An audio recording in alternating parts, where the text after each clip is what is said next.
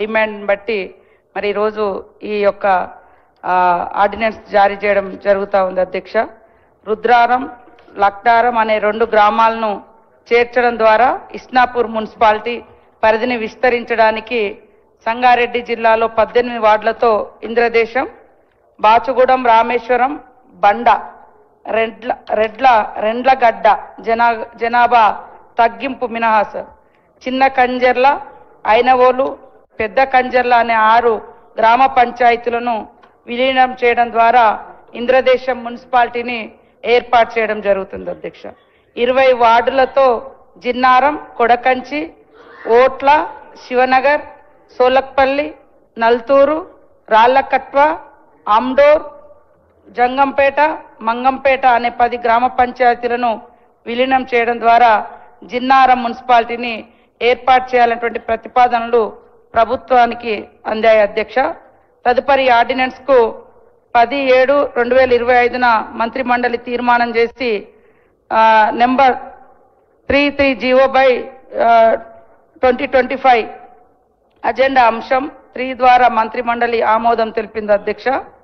ఆ సమయంలో రాష్ట్ర శాసన మండలి సమావేశంలో లేనందున సభను వేసినందున ఈ విషయంలో అత్యవసరం ఉన్నందున సదరు నిర్ణయాన్ని వెనువెంటనే అమల్లోకి తేవాలని నిర్ణయించడమైంది అధ్యక్ష. అందువల్ల 2025 తెలంగాణ పంచాయతీరాజ్ సవరణ ఆర్డినెన్స్ ను 2025లోని 1 ఆర్డినెన్స్ 2025 జూలై 17న గవర్నర్ గారు జారీ చేసిన దానిని 2025 జూలై 17వ తేదీ గల తెలంగాణ గెజెట్ అసాధారణ సంచికలో ప్రచురించడం జరిగింది అధ్యక్ష. మున్సిపాలిటీ నుంచి కొన్ని గ్రామ పంచాయతీలకు, అట్లనే కొన్ని గ్రామ పంచాయతీల పరిధిలో ఉన్నాయి మున్సిపాలిటీలోకి మార్పులు చేయడం కోసం ఈ ఆర్డినెన్స్ ను తీసుకురావడం జరుగుతుంది అధ్యక్ష.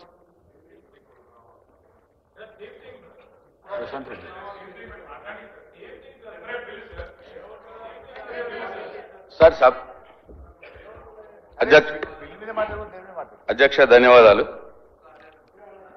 పంచాయతీరాజ్ శాఖ మంత్రి వర్యులు సీతక్క గారు కొన్ని గ్రామ పంచాయతీల్ని మున్సిపాలిటీలో విలీనం చేయడానికి ప్రతిపాదిస్తూ బిల్లు పెట్టినారు. దాన్ని సమర్థిస్తున్నాం అధ్యక్ష. కానీ ఇవాళ గ్రామ పంచాయతీల పరిస్థితి అధ్యక్ష, ఇది మనందరికి సంబంధించిన విషయం, నా ఒక్కడిది కాదు, నా ఒక్క పార్టీది కాదు, రాష్ట్రం అంతటా కూడా సంబంధించిన విషయం.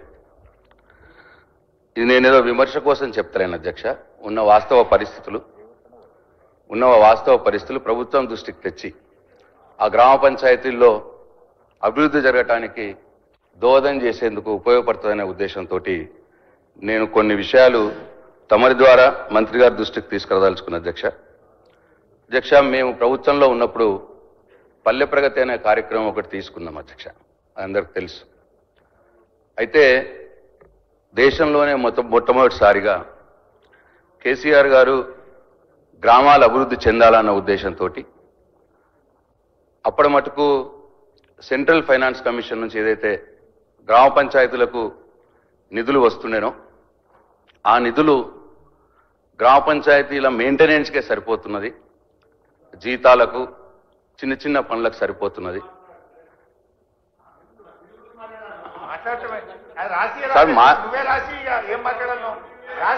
సార్ అధ్యక్ష, ఆ నిధులు గ్రామ పంచాయతీల మెయింటెనెన్స్కే సరిపోతున్నది, అభివృద్ధికి నిధులు సరిపోవట్లేదన్న ఉద్దేశంతో సెంట్రల్ గవర్నమెంట్ నుంచి సెంట్రల్ ఫైనాన్స్ కమిషన్ ద్వారా ఎంతైతే నిధులు వస్తున్నాయో గ్రామ పంచాయతీకి దానికి ఈక్వల్ అమౌంట్ కేసీఆర్ గారు ఆ రోజు రాష్ట్ర ప్రభుత్వం నుంచి కూడా నిధులు సమకూర్చినారు అధ్యక్ష.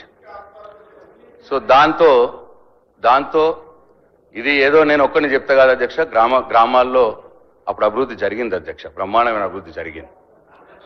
కానీ గత 20 నెలలుగా అధ్యక్ష, 20 నెలలుగా గ్రామ పంచాయతీలో ఎన్నికలు జరగకపోవడం మూలంగా, గ్రామ పంచాయతీ కార్యవర్గం లేకపోవడం మూలంగా సెంట్రల్ ఫైనాన్స్ కమిషన్ నుంచి నిధులు రావట్లేదు అధ్యక్ష.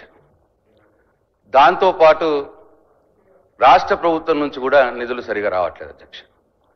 దీనివల్ల ఇవాళ గ్రామ పంచాయతీల్లో అభివృద్ధి కుంటుపడిపోవడమే కాదు, ఇవాళ